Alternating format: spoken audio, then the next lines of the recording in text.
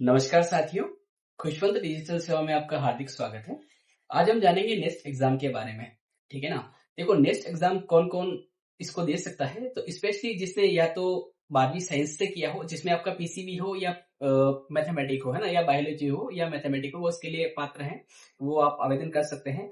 जिसने pass out कर लिया है, वो भी इसके लिए पात्र है और जिसने पास आउट नहीं किया है, जिसका अभी 12वीं रनिंग चल रहा है, वो भी इसके लिए आवेदन कर सकते हैं। देखो इसमें होता क्या है, जो बंदा रिसर्च के लिए इंटरेस्टेड हो वो इसके लिए आवेदन कर सकता है। इसमें 5 साल का एमएससी का इंटीग्रेटेड कोर्स होता है। वो नाइजर भुवनेश्वर और सीबीएस मुंबई कंडक्ट कराती है, ठीक है ना? तो इसमें आपको बहुत सारे बेनिफिट मिलते हैं, ठीक है ना? जैसे बहुत जने होते हैं जो पीएचडी करके रिसर्च करते हैं, तो अगर जिसने 12वीं पास आउट किया है तो ये आपके लिए बहुत ही अच्छा मौका है कि आप रिसर्च कर सकें, ठीक है ना? इसमें आपको बहुत सारे बेनिफिट भी मिलते हैं, जैसे आपको स्कॉलरशिप मिलेगी, ठीक है ना? तो मैं इस वीडियो में मैं आपको बताने वाला हूँ स्टेप बाय स्टेप कि आपको फॉर्म कैसे फिल करना है, क्या-क्या आपको साथ में डॉक्यूमेंट लगाने हैं। तो बिल्कुल आप वीडियो को बिल्कुल ध्यान से देखिएगा और एंड तक देखिएगा ताकि आपको डेटा पूरा समझ में आए कि क्या-क्या चीजें बननी है, क्या-क्या चीजें नहीं बननी है, ठीक है? सबसे पहले आपको क्रोम ब्राउज़र पर न्यू टैब ओपन करना है, वहाँ पे आपको नेक्स्ट करके वेबसाइट ओपन करनी है। यहाँ पे फिर आपको न्यू रजिस्ट्रेशन का ऑप्शन दिखेगा, इस पे आपको क्लिक करना है। कि जैसे आप इस पे क्लिक करोगे तो आपका नया पेज रीलोड होगा, है ना? इसको एक बार आप क्लोज कर देंगे। ये सारा जो भी इंस्ट्रक्शन है उसको एक बार पढ़ के एक बार इसको आप क्लोज करेंगे, है ना? एक बार आपको जान से पढ़ लेना है जो भी इसमें जानकारी दी गई है। इसको क्लोज करते ही इस एग्री पे क्लिक करना है। उसके बाद आप माउस को स्क्रॉल करेंगे, ठीक है ना? अब यहाँ पे आपको दिख रहा होगा एप्लीकेंट फुल नेम, यानी जो कैंडिडेट है जो आवेदन कर रहा है उसका यहाँ पे आपको फुल नेम लिखना है। फिर आगे आपको कॉलम दिखा देगा डेट ऑफ बर्थ का, तो यहाँ से आप डेट ऑफ बर्थ सेलेक्ट करके यहाँ पे टाइप कर देंगे। फिर वहाँ पे आपको 10th का रोल नंबर है, आपने 10th कौन सी ईयर में पास किया वो यहाँ पे आपको डालना है, ठीक है ना?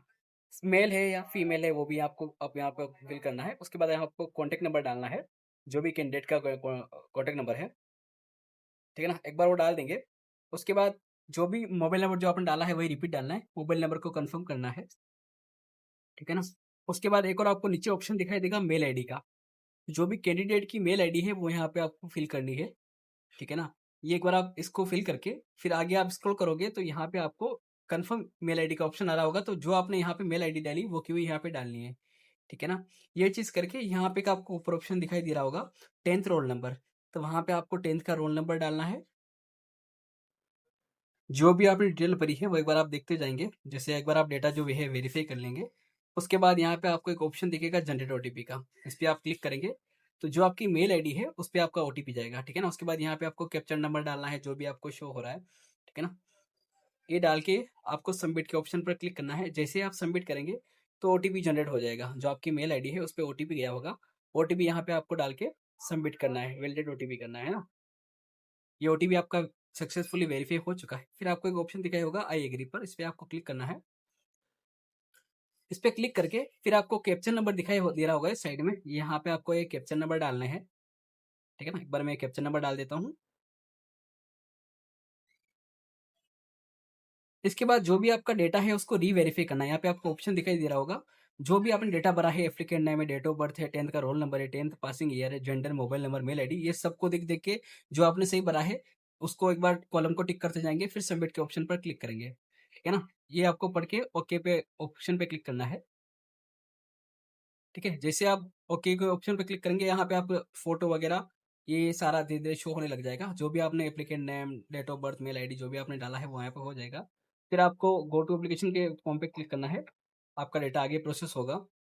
फॉर्म साइट थोड़ी-सी स्लो है, फॉर्म रीलोड हो रहा है। यहाँ पे आप क्लोज़ के ऑप्शन पर क्लिक करेंगे, ठीक है ना? अब देखो जो-जो आपने डेटा फिल करा है वो यहाँ पे आपको शो होने लग जाएगा। जैसे कैंडिडेट नेम है, ठीक है ना? जो डेटा भरा है वो रजिस्ट्रेशन हो चुका है वो आपको शो करेगा। फिर यहाँ पे आपको कैटेगरी सेलेक्ट करनी है, ठीक है ना? अगर आप जम्मू कश्मीर के हैं तो आपको येस करना है, अदरवाइज़ आपको नो करना है। जैसे मेरी कंडीशन में नहीं है तो नो करेंगे। फिर यहाँ पे जिस पर्सन की डिसेबिलिटी है वो यहाँ पे येस करेगा, अदरवाइज़ नहीं है तो नो करना है, ठीक है ना? यहाँ पे आपको एक ऑप्शन दिखाई दे रहा है गार्डियन का नेम, है ना? जैसे फादर है, मदर है तो उनका नाम सेलेक्ट करेंगे, ठीक है?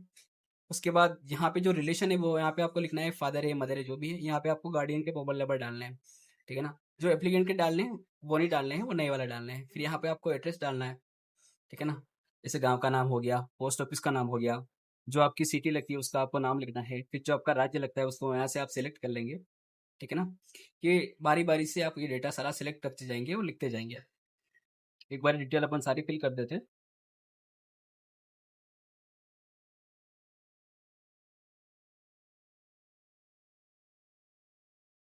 यहाँ पे सिटी का नाम जैसे मैं टाइप कर रहा हूँ यहाँ पे ना,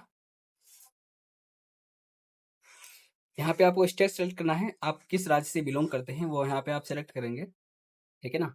जैसे आप ये सिलेक्ट करते हैं तो फिर आपको यहाँ नीचे जिले का नाम दिखाई देने लग जाएगा, ठीक है ना। जैसा जो भी आपका जिला लगता है उसको आप सेलेक्ट करेंगे। उसके बाद यहाँ पे आपको अपना पिन कोड डालना है, वो भी आपका पिन कोड लगता है वो यहाँ पे आपको टाइप करना है।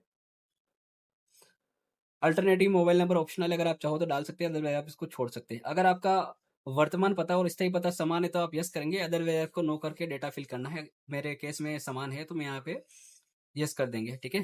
डेटा जो भी आपने ऊपर भरा है वो यहाँ पे दिखने लग जाएगा, ठीक है। या डेटा सेव करके आप आगे बढ़ेंगे, ओके करके इसको एक बार आप क्लोज कर देंगे। जैसे आप आगे बढ़ेंगे फिर आपको 10th का डेटा फिल करना है, आपने कौन से बोर्ड से 10th किया है, कौन से साल में आपने पास किया है, कितने परसेंटेज बने हैं वो आपको यहाँ शो करना है। उसके बाद ऐसा कैसे आपको 12th का डेटा डालना पड़ेगा, ठीक है। 12th आपने कौन से बोर्ड से किया है, ठीक है, कौन से साल में पास किया है और कितने परसेंट बने हैं। बारी बारी से डेटा भी आपको फिल कर लेना है। जैसे यहाँ पर अपन बोर्ड वगैरह सेलेक्ट करके एक बार ये डेटा फिल कर लेते हैं। यहाँ पासिंग ईयर डालते हैं और यहाँ कितने परसेंटेज बने हैं वो एक बार अपन यहाँ फिल कर देते हैं, ठीक है। यहाँ पे आपको सेव एंड नेक्स्ट करना है, इसको ओके करके क्लोज कर देंगे। फिर आप आगे बढ़ेंगे तो यहाँ पे आपको एग्जाम सिटी डालना है, ठीक है। तो यहाँ पे एक बार आप जो कॉलम इसको टिक करके जो जो जिस राज्य में आपका सेंटर आता है वो डालेंगे। जैसे अपना मेरे केस में राजस्थान का है तो अपन यहाँ राजस्थान सेलेक्ट करेंगे। और जो भी कैंडिडेट का डिस्ट्रिक्ट सेलेक्ट करना है, जो भी आपके पास में प्रेफरेंस जो नजदीक पड़ता है वो अपन एग्जाम सेंटर लेंगे, ठीक है। जो मेरे केस में जो जो पास ऑफ पास है वो हम डाल दिए हैं। फिर यहाँ पर आपको एप्लीकेंट का फोटो अपलोड करना है, ठीक है ना। एक बार जो डेटा भरा है आपने एग्जाम से एक बार आप रीवेरीफाई कर लेंगे आराम से। फिर यहाँ पे आपको एप्लीकेंट का फोटो अपलोड करना है, ठीक है। यहाँ पे ड्रॉप फाइल्स हियर या ब्राउज टू अपलोड का ऑप्शन आ रहा है, वहाँ पे आप क्लिक करके फोटो को अपलोड कर देंगे। फिर यहाँ से आप क्लोज कर देंगे, ठीक है। ये फोटो अपलोड हो चुका है, इसको अपने को क्लोज करना है। फिर आपको ऑप्शन दिखाई दे रहा होगा साइन अपलोड करने के लिए, क्लिक हियर टू अपलोड, ठीक है। यहाँ पे आपको साइन अपलोड करना है, ठीक है। साइन भी बिल्कुल सक्सेसफुली अपलोड हो चुके हैं, यहाँ पे अपन क्लोज कर देंगे। ये क्लोज हो गया। उसके बाद आपको सेव एंड नेक्स्ट पे क्लिक करना है। जैसे आप क्लिक करेंगे तो फॉर्म आपका आगे बढ़ेगा, ठीक है ना। ये बिल्कुल आपका सक्सेसफुली अपलोड हो चुका है। अगर आप चाहो तो व्यू के ऑप्शन पे जाके आप इसको क्लिक करके देख भी सकते हो कि आपका डेटा सही अपलोड हुआ है नहीं है, ठीक है। उसके बाद आपको सेव एंड नेक्स्ट के ऑप्शन पे क्लिक करना है। डेटा आपका सेव हो चुका है। अब यहाँ पे आपको कैप्चर कोड डाल के एक बार आप फॉर्म का प्रीव्यू देखेंगे।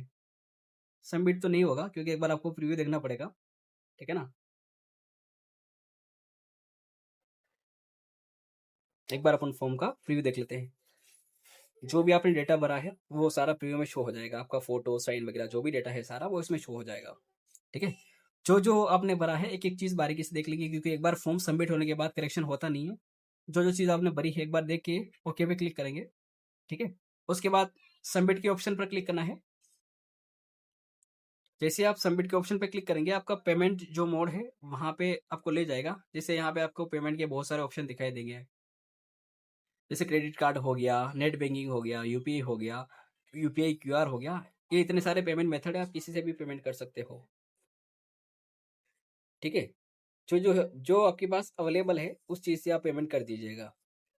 जैसा कि मैं क्यूआर को स्कैन करके पेमेंट करने वाला हूं तो मैंने एक क्यूआर रिलोड कर लिया है, ठीक है ना। यहाँ पे मैंने पेमेंट कर दिया है तो ये सक्सेसफुली हो चुका है और अब आपका फॉर्म दिखने लग जाएगा, ठीक है। इस फॉर्म का आप प्रिंट आउट ले सकते हो, ठीक है। ये आपका फॉर्म सक्सेसफुली सबमिट हो चुका है, इसको एक बार आप देख के प्रिंट आउट ले सकते हो।